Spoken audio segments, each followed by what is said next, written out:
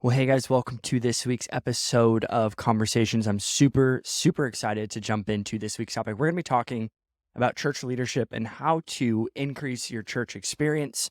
I think there's just some simple observations that I've made over the course of my journey serving in the local church, leading in the local church, pastoring people.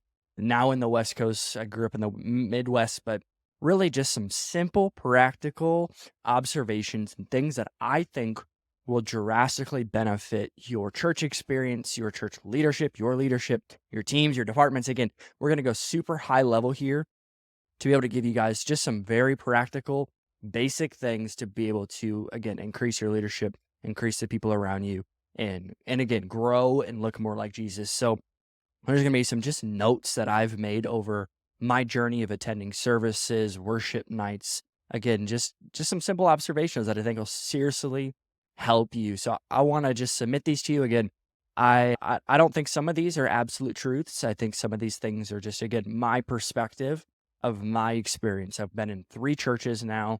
The first 2 I was on staff at. This one now we're attending and participating in different ways, kind of building businesses and being the entrepreneurship journey. So keep in mind that I do have an entrepreneurial mind, a marketing mind, a business mind. So that's where I'm coming from. And again, I just want to submit these to you. Some of these are not absolute truths, but again, I do think that will help you. So first, jumping right in, once a month, you should have someone shadow you on a Sunday. If you are serving at any capacity on a Sunday or a Wednesday, which typically that's when youth services are in a worship experience, if you are serving at any capacity, you absolutely need to have somebody shadowing you at least once a month. This might be somebody who's not even leading. This might be somebody who just got saved. It doesn't matter. It just needs to be somebody who's passionate and excited about what you're doing. And when you have somebody shadow you, what you're doing is you're letting them see what you see. And again, you don't have to explain everything to them. You don't have to stop and pause and tell them everything. If they've asked questions, obviously give them the space and grace to be able to do so. They can ask questions all they want. Give them context, help them understand the why and why you do certain things, why you talk about certain things, why you look at this specific thing before you look at this. Again, having somebody shadow you and just saying, hey, why don't you walk with me? Text them Saturday night or Tuesday night. Hey, I want you to shadow me on Wednesday night. I want you to follow me and literally just observe me. And the day after, being able to give them a phone call or send them a message like, hey, what were your thoughts or what were the notes you took from this last service? Doing that, one, will boost their confidence and boost their buy-in from you, but also you always should be ready to replace yourself. And you cannot replace yourself with somebody who doesn't see what you see and understand the why behind everything. It might look like just a simple pipe and drape to somebody, but for you to help them understand the why of why we place it here, why we care about the details, those things will go so much farther. And that goes for you too, lead pastor or youth pastor, young adult pastor, whoever. If you, again, everybody should be having somebody shadow them at least once. And again, these are all so random. Again, these are just my thoughts. Literally on my notes it's called church notes. Always start with a high energy praise song. You got to lighten the room. So Chris Hodges always says, people are coming in heavy and weighted and burdened to start out the service. People are had a crazy week, a busy week. They maybe got hurt by somebody. They maybe got lied to, whatever. So when they're coming in on a Sunday morning, we need to lighten that load. We need to lighten their spirit with a high energy praise song. Praise is a weapon. Praise, again, is what unlocks people's hearts to be able to do that, like the sappy worship song or hear a 30-minute message from you, pastor. We need to engage them with praise. And this makes note for this. Stop doing 50 announcements in between each part. So what you're doing is you're taking people on a roller coaster. So let's do a hypothetical service flow here. Intro song, MC person comes out, kicks into worship, 2 songs into worship. The worship leader gives a little message or encouragement. They go into the slower song. After the slow song, they find their seats. Somebody comes out and talks again. and then the pastor comes out, they do another worship song, and somebody else talks again. All of that's fine, but what I would recommend to you is not doing any communication stuff to start the service. Have a really incredible intro song, get the room hyped, low beams just on the worship team, fun, engaging, all hype again. This goes for a Sunday morning too. Don't start with announcements. Start with a high energy praise song, and I guarantee you your culture of your church will drastically change. The church doesn't have to grow old with the pastors. And that's not just saying Sundays. I'm saying youth, the teams, the systems, the small groups, that does not have to grow old. And this is a much bigger problem that I've seen in the church is we don't give people permission to not have it all figured out. And what I mean by that is give the 18-year-old a shot. Give them a chance, because Jesus gave his disciples a chance. He gave them an opportunity to follow him just as much as us. We think that we have to have everything figured out. We have to have a picture of the Bible. If somebody has a heart for Jesus and they feel called, they're like, I feel called to do this. Our responsibility as pastors and leaders is to steward what God has put in their heart, because God has called them to do something, and an insecure person mutes them or quiets them or tells them, you need to have stuff figured out before you do this. I would venture to say that that's just not true. Think about that in any other context. You gotta have marriage figured out before you get married. That isn't, no, you have no concept of marriage. You get married and you go on a journey with your spouse. Just as much as leadership, they don't have to have it all figured out to step into a role or step into their gift that God has placed on them. And this only happens, by the way, when somebody doesn't empower people younger than them. Like youth pastor, you need to be empowering the high schoolers. That high schooler should be in announcements. There's probably a passionate 17-year-old. Let them preach. Let them preach to their friends. You know how many more people will show up and give their life to Jesus if you just give them an opportunity? Again, the church doesn't have to grow old. The church doesn't have to stay in traditions or the things that they used to do. There's a famous quote that says, if the horse is dead, dismount. If the horse is dead, dismount. Like, get off of it, because you're not going to go anywhere with it. We got to find a new horse. We got to find a new way to get where we're going.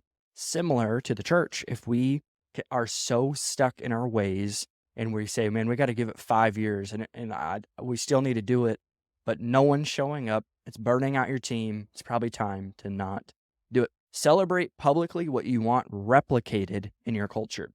You got to be so good at celebrating people in specific things. And again, you should be celebrating privately and publicly. What I'm saying is celebrate people, what you want replicating culture. Again, so that's not saying celebrate things that you would see with your eye, but maybe your heart, or you would hear them encouraging somebody. You would see them leading worship well from the front row. Those things, when you celebrate them publicly, other people naturally will go, they're doing what we're supposed to be doing. Again, if you don't celebrate people, no one is going to know what the win is. There's a reason, and we're not chasing trophies. We're not chasing flattery or encouragement just all the time. That's just not how it works. We need to be the people who are chasing after Jesus and chasing after lost people. So when we do this, and when you celebrate privately and publicly, not only will people go, man, he's so encouraging, I want to follow him. I think he's so much fun. I'm so glad that he encourages people. Every time, by the way, you do a team rally, you do a intro of your message, you should always be celebrating people. I would say Monday morning on your church communication platform, you should definitely do some shout outs, and don't have your assistant write out a message, like actually record yourself or send a voice memo. Specific people on specific things that you want replicated. So know the difference between internal communication and external marketing. Nothing worse than a church's social media right now being their announcement board for their church. The church online should be a ministry. Like, it's a ministry place. It's where people are at. It's where people are gathering. They're asking questions. They're They're sharing their journey with other people. When people are doing this, it's our responsibility to steward that. So we should be looking at social media like a ministry, not your announcement board. I believe in internal marketing.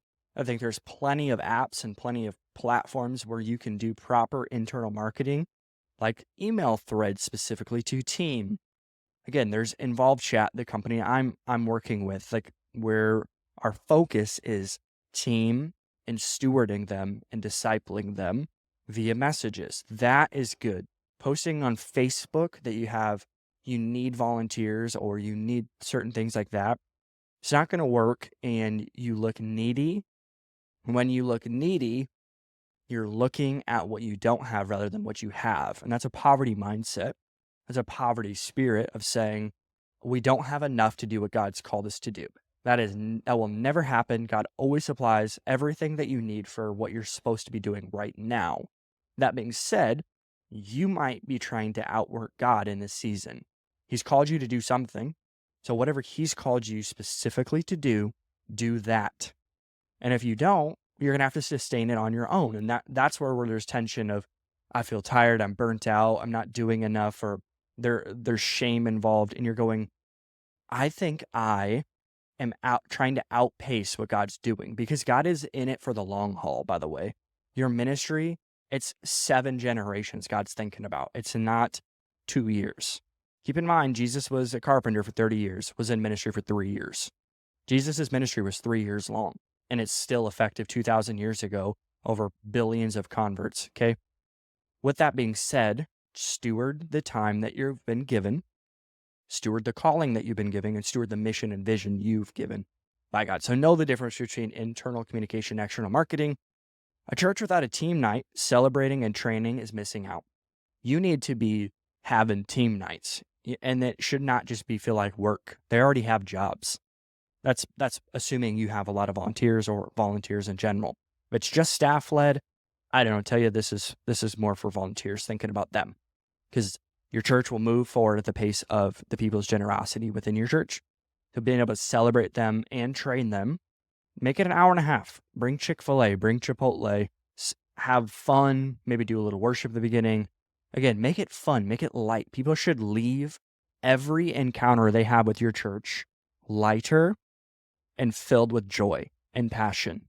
If that's not what's being produced in the people that God has entrusted you with, there's something wrong with maybe the service flow, maybe your spirit, maybe your attitude. No matter what it is, you got to be able to find the source and maybe have it once a quarter, maybe have it once a month. It's not specific. It's all specific on your needs. That's what I'll say. It's all specific on what your church needs. You might not need it once a month because you've already done that. Maybe you're doing it once a quarter. Maybe you're doing it every 6 months, because there's people onboarding on your teams that you are assuming they know what their responsibilities are, what a win looks like, what a loss is. How do I challenge this person? How do I talk to this person? Make it a responsibility and a requirement for the person who serves. And we got to think about this in the psychological standpoint. We should get them to want to go. And if you can't get your people to want to go to something, you need to make it more fun. You need to have the reward be something fun. So there's a giveaway, there's food, there's community. Again, we can't force things. If you force things, that's legalism and tradition. You don't want to force things. We don't want to make people do something. When that happens, you take the fun out of it. We got to have team nights. They got to be fun. All right, transitions and services should be practice. Let's talk about transitions. What I mean by transition, and I walked through a practical service flow earlier, those moments need to be practice. The worship leader, where you're giving them 2 minutes to kind of just lead worship out of the Holy Spirit, whatever God's speaking to them. Maybe they would have a word of exhortation or encouragement, or maybe they're just singing a song in their heart. Those moments need to be practiced. Because I've been in moments, I've led moments where I didn't know what I was going to say. So then I ended up sounding like a joker because I didn't know what I was saying, and I was kind of lost in the moment, and I forget that I'm actually serving other people in that moment.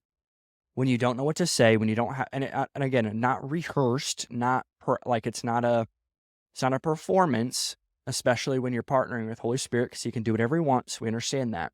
But transitions in those services need to be practiced, especially when there's an exchange of the mic, if there's a video to somebody walking out, if there's the people walking out and the first song, a praise song or whatever. Again, we take people on emotional roller coasters and it creates awkwardness. Like imagine if in a movie, every 10 minutes they took a break and someone walked up and interrupted your experience. You'd be frustrated. You spent your time going to this event and you're going, man, this guy's ruining it for me. That's what we do. We have an hour and a half service and 30 minutes of it is wasted information that they don't need to know about.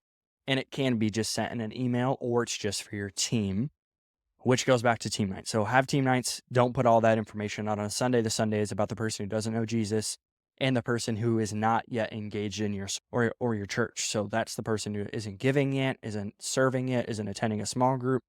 Again, highs and lows aren't good. We should create seam transitions. You don't want highs and lows in a service. You don't want peaks and valleys in a service because it's draining on people and they will actually leave your services, leave your experiences more drained than when they came in because people are watching it. People are engaging in it. People are trying to gather what you're saying, communicating. And when we take people for roller coasters, they're getting confused. They're like, man, this guy's talking, but he's supposed to be singing. This guy's singing, but he's supposed to be talking. And you get confused. Again, rehearsals and practice are needed in the church. And music in the sanctuary should create the best possible mood for your service. So this is super practical here. The music within the sanctuary or building on a Sunday or Wednesday or team night, all of that matters. And that goes back into hospitality of saying, I care more about the first time guest experience than my personal preference. Because my preference really doesn't matter because you can't think about yourself and serve other people at the same time. So when our heart is, I want to serve the person who genuinely has no concept of what church is. Maybe he was hurt by the church. Maybe he's only been to the small town boring church. And again, I'm for small town churches. I'm for all churches, but that's only their perception. And you're doing something different. It might be the opposite, by the way. It might be somebody who's only been to a massive church with lights and a big band and you're a church of 50 and only have somebody playing a guitar. You need to be able to shape your experience for someone to not get lost in expectation, but they should know what it is, and you guys should be excellent at doing so. With that being said, what people hear walking into your church, walking into the sanctuary, generally shapes the way their expectation is. With that being said, a little lo-fi goes far in your service. You don't have to be 1990s crazy, loud, over-the-top music. What that does is it causes anxiety, confusion. Again, just create your job should be creating peace in the lobby, in the sanctuary. This is before a service. This is after the service. By the way, the first minute and the last 10 minutes after service are the most important time of that whole Sunday morning. So we spend all of our energy on a worship set when the worship set, by the way, is not determining someone staying at your church or not. The parking lot is. And that's statistics. Feelings are obviously valid and important, but in these times, we need to look at the facts. Fact of the matter is, somebody decides whether they're going to return to your church within a minute of getting out of their car. Maybe it's in the parking lot, unless you have a very small parking lot and they're in the building within a minute. That's fine too.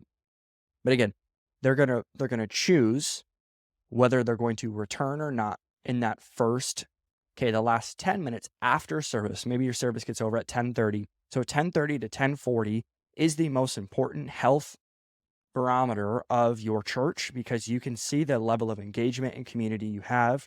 People in the lobby, people are hanging out at the coffee shop, checking out merch, not leaving the auditorium because they're praying over each other, encouraging one another.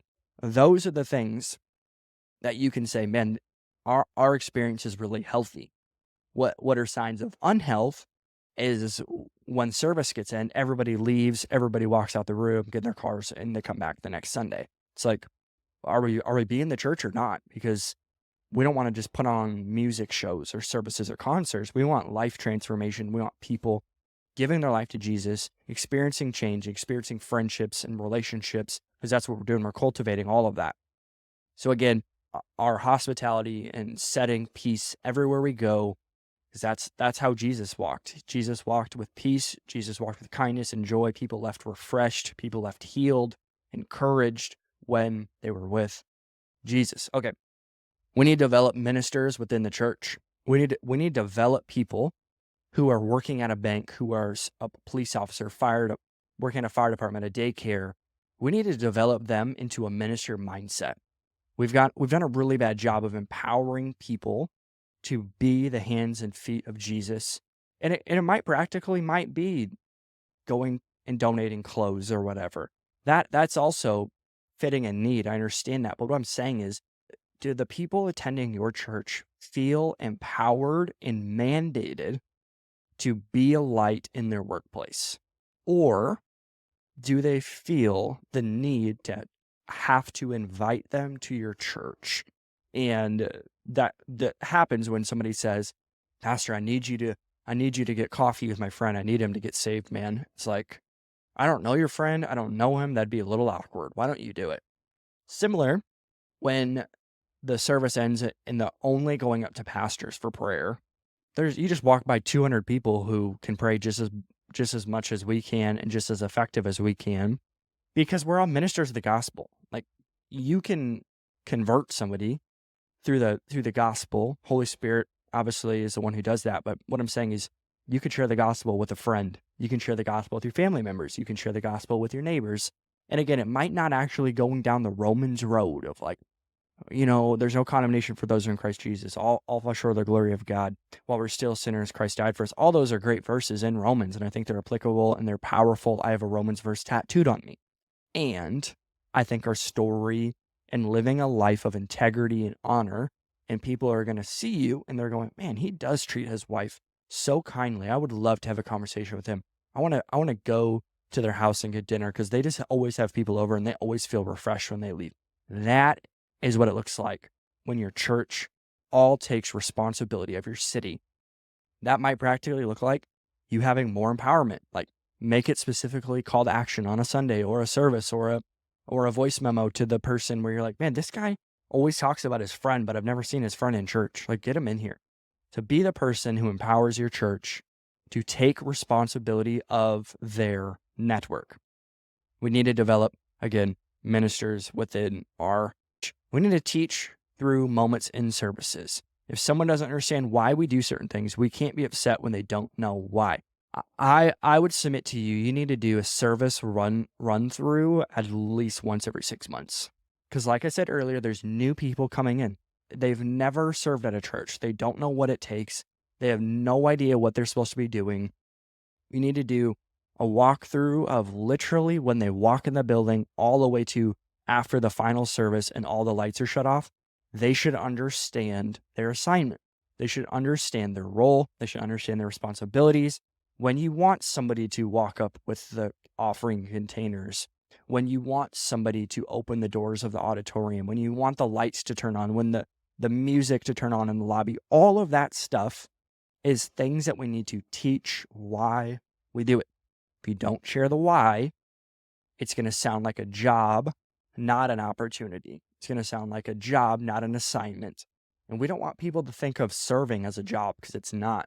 Because they're going to be frustrated because they're not getting paid. No, most people are not getting paid. And if you have people serving in your church, if they understand the why, they promise you they will be more willing to do things if you simply explain it. Couple last thoughts here, and then we'll wrap up for this week. Don't bleed on your audience. You can't think about yourself, again, and serve others at the same time. Stop bleeding on your audience. Stop bleeding on your congregation. There's one thing to share pain. Passion is shared pain. That's one thing. It's one thing to share a thing you're struggling with, or share a thing. And again, it's with the expectation of understanding when I share, I'm opening up permission for other people to be imperfect as well. That's one thing. It's another thing to only talk about yourself for 30 minutes. We don't want a TED Talk. God wrote a book. It's our responsibility to share that book and what God's speaking to us. When you open up and when you share your experiences and your pains and those things, That's usually when transformation happens in people. Word of the blood of the Lamb, word of the testimony. Okay, we got that. But it's another thing when you know somebody is truly hurt and up there sharing out of a hurt, bitter place. Then what happens is that the spirit of that is different. Because what you're now doing is you're wanting to be understood by people instead of helping them understand the person of Jesus and who he is and who he can be for you too, by the way. So that with that being said, it is okay to share your pains. It's okay to share your struggles with people. Those things are what people are going to buy into. They're going to follow and love you more for that. It's another thing to put it on people. You're putting on a burden of people that didn't ask for it. They didn't ask for that. You need to have a conversation with your pastor. You need to have a conversation with a friend to be able to do that in a proper place. We need to know our audience. Again, know who you're talking to. It's one thing to share your journey. It's another thing to put it on people and expect them to be able to carry that. If the room isn't light, learn to pivot and get people expectant. There's plenty of times when your service is just not going to be there. That's not your responsibility. There's going to be times where service is just dead. People are tired. People don't want to be there. That's one thing. Again, I understand not all these things are mutually exclusive, but when a room isn't light, you can feel there's just something going on. You can feel it might be a spiritual thing. There might be something that happened in your city that you're not speaking to, or the nation or whatever. There's fear involved. We need to learn how to create expectation in the people. That happens through God's word and, again, faith. Without faith, this whole thing doesn't make any sense. Without a spirit of faith, I don't think people can change. I don't think there's transformation. God, that's literally how things move in a city and in an individual. It happens through faith and it happens through expectation. So when a room isn't light, or when a room feels heavy, feels just kind of gross, you need to be able to pick up on those moments, speak to the moment. It's okay. Saying, hey, I just feel like there's a heaviness in the room.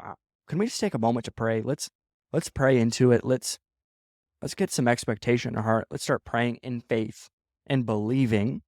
Again, those things are healthy. Speaking to it, helping people. Don't shame people. Don't make people feel bad. Separate people of like, man, this guy, I don't know. That's ridiculous, right? We would never do that. So if the room is not light, learn to pivot and get people expectant and faith filled. We don't chase experiences, but we do set expectations. So we don't chase experiences. We're not actors. We're not athletes. In this moment, we're ministers of the gospel, okay? We set expectations. We set the bar. We instill faith in our congregation and our people, for sure. We don't chase experiences, though. The Holy Spirit is not a tool that we use. He's God. He's part of the Trinity. So we can't put Holy Spirit in a box. We can't tell Holy Spirit what he's going to do. We can set faith. We can believe in faith that something will happen, a miracle will happen. Again, all of this stuff is not mutually exclusive. I'm telling you that right now. But we don't want to chase experiences, and we don't chase anything. Our responsibility is to be aware of what's happening in the room and to be able to shift it with faith, leadership. It's another thing when the room is flat and you're trying to get people to go somewhere that they don't want to go. That's okay. It's your responsibility to steward, be faithful with what God's given you. So don't chase experiences, set expectations. Authenticity should be a value. We're going to end with this one. Authenticity should be a value, not just on a wall. That's not values. Values, shared values anyways, are things that everyone does subconsciously, consciously when they're at church and when they're not. So if we actually champion vulnerability and authenticity publicly and privately, and it's modeled by the leader, I promise you, your church will be the most healthy, healed environment that you can ever have, because we know when you are vulnerable, when you are authentic, and authenticity and vulnerability are different. Authenticity is being who you really are. Vulnerability is sharing what you've been through, who you are, and kind of being the real version of yourself. We can't continue to fake it until we make it. It's not going to work, and people see through it, especially in 2023. With that being said, I thank you guys so much for listening to this and watching this on YouTube. It means the world to us. If you can, make sure to subscribe on YouTube, hit the notification bell. We have videos going out every week, podcasts are going out every single week. I encourage you to follow along, be a part. And again, thank you so much. We'll see you next week.